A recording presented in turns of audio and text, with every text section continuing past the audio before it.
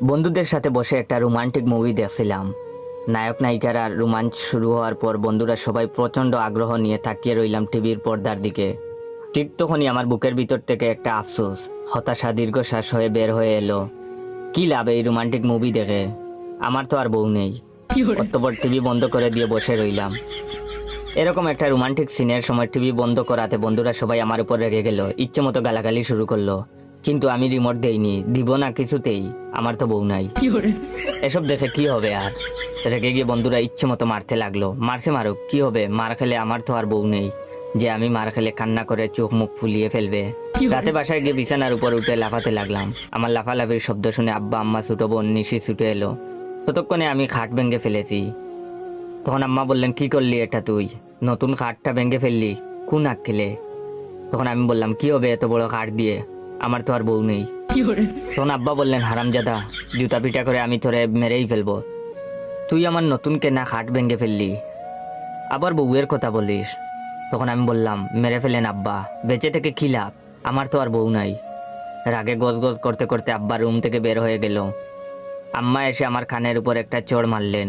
মুহূর্তেই আমার কানের ভিতরে অসংখ্য জিজি পোকার সঙ্গীত শুরু হয়ে গেল। তাতে কি, আমার তো আর বউ নাই।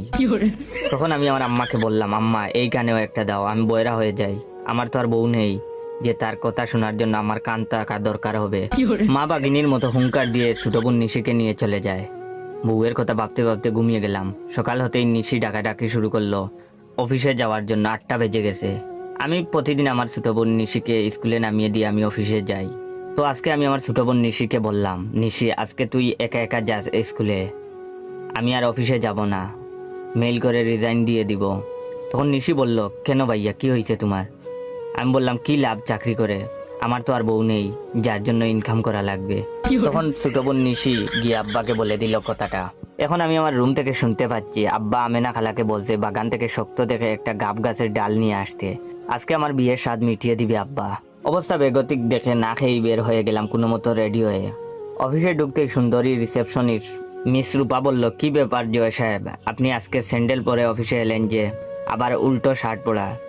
তাকিয়ে দেখি সত্যি সত্যি আমি টয়লেটের জুতা পায়ে দিয়ে চলে এসেছি। রাতে যে শার্টটা খুলে রেখেছি উল্টো হয়েছিল, সেটা সেভাবেই গায়ে দিয়ে চলে এসেছি। তখন আমি মিস রূপার দিকে তাকিয়ে তাকিয়ে দীর্ঘশ্বাস ফেলে বললাম, কি করার, আমার তো বউ নেই যে এসব ছোটোখাটো খুঁটিনাটি বিষয় মনে করিয়ে দিবে। ডেস্কে গিয়ে বসতেই রজব মিয়া এলো চা নাকি কফি, কোনটা খাবো জিজ্ঞাসা করতে। আমি বললাম, তোমার যা ভালো লাগে তাই আনো রজব আলী, আমার তো বউ নাই যে বলে দিবে। তখন রজব মিয়া আমার দিকে চোখ সরু করে তাকিয়ে বের হয়ে গেল। কিছুক্ষণ পর বড় স্যার একটা ফাইল পাঠালো দেখে সাইন করে দেওয়ার জন্য। কি আর সাইন করব আমি, আমার তো বউ নেই, এত কাজ করে কি হবে আমার।